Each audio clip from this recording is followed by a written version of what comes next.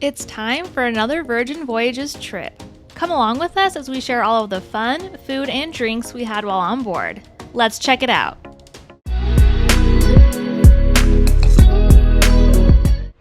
We drove down to Miami and the weather was absolutely amazing since this was a summertime cruise. We sailed during their Eat and Drink Festival last year, and because life happens, I'm just slightly late to sharing our experiences on board. Better late than never, right? The port of Miami is honestly my least favorite port to get to, but the nice thing about Virgin is we know it's at the end, so we just drive all the way down to park in the garage right across from the VV terminal. Since we have Deep Blue extras, we get priority boarding after Rockstars, so we generally don't fret too much about our boarding time. We just show up around 2 p.m. and walk right into the ship. We found that showing up after the first rush of passengers works best for us since it minimizes our wait times outside in the heat. This particular embarkation went extremely fast. We went from the car to our cabin in under 15 minutes. Check-in and security had no lines, and we were able to walk through without any issues. We were greeted by a Happenings cast member as we were boarding. The DJ was playing music, and it's definitely a party right when you get on the ship. Once we got on board, we went straight to our cabin. I love that Virgin has the cabins ready right when you board the ship. It makes luggage drop-off such a breeze. We stayed in an extra-large sea terrace during this voyage. It has a larger bathroom with the toilet separate from the sink area. Since Cody is 6'3", he appreciates having more room in the bathroom area. This cabin is a good size with plenty of storage for all of our belongings for the voyage. This particular cabin has a unique balcony with a little portion that bumps out for even more space. The bump out is nice because you can stand there and see more of the ocean. If you stand sideways, you can see into other balconies, which is a little weird, but we chatted with the people above us a couple times throughout the voyage since they could see us when we were in the little bump out area. After we were all settled in our cabin and refreshed from the 4-hour drive, we made our way to our favorite first spot on every voyage, the dock house. This is the best place to stop for snacks and drinks when you get on board. The galley always seems very busy, and this has a more laid-back vibe. I had to get my Golden Horizon as it's a tradition at this point. This tequila-based cocktail with passion fruit is my favorite drink on board. We also had to get some shrimp and polenta. The shrimp at the dock house are our favorite, and it's a great high-protein snack to hold us over until dinner time. Seriously, this is the best place to go when you get on board.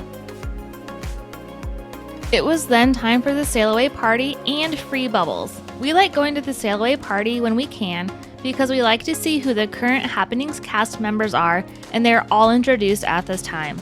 Also, who doesn't love free drinks? There's a 30-minute period during sail-away where you can get as many glasses of bubbly as you want. It's always a fun time, but sometimes with the heat, we don't make it very long. We quickly stopped by the room after sail-away to get ready for dinner. I know a lot of people are always unsure of when to book dinner for the first evening, but we find we like eating around 6:30 to 7 p.m. It gives us enough time to enjoy the sail-away party and plenty of time for the evening entertainment too.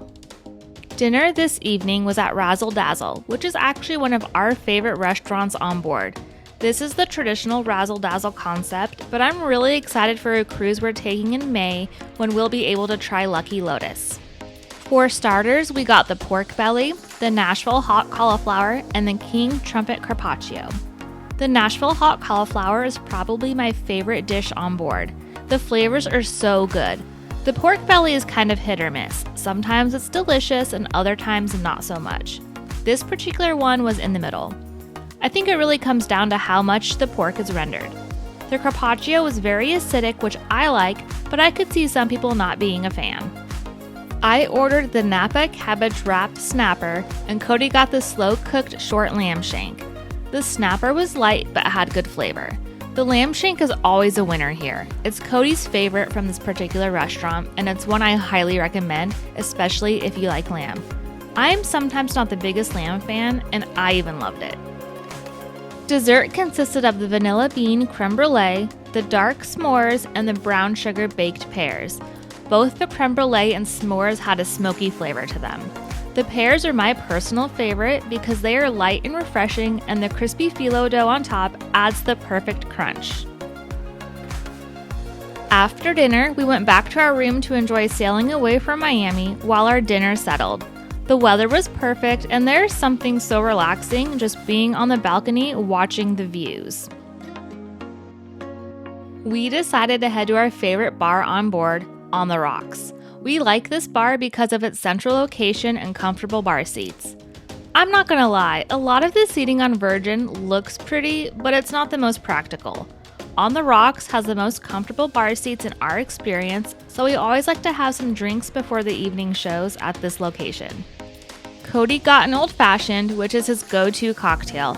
I always look at the specialty menu and pick something that intrigues me, and then I take 0 notes, so I couldn't tell you what mine was, but I can tell you that it was delicious and I really enjoyed it.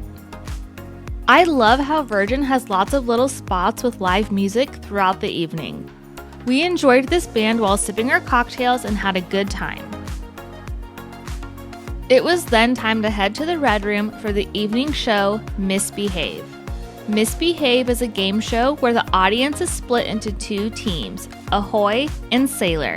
There are fun performances, questions, and audience participation. It's honestly a really fun time, and it's one I wouldn't miss. If you've seen it once, you can see it again because each show will vary depending on the audience and level of participation.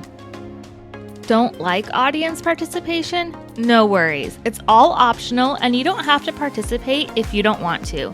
You'll still have a good time and join in on the fun from afar. I'm definitely more of a background person and I still love this show. After the show, we headed to the Pajama Party. As you can see, this was a very busy party. We didn't stay long because I was overwhelmed and tired, but we at least wanted to make an appearance. The great thing about Virgin is you can decide how much of a party you want, or you can take it slower and enjoy more quiet. You really control what you want to do. This was a busy first day, and we were tired, so we'll end the video here. We have a few more videos planned from this voyage, and we hope you tune in to see them. Thanks for watching.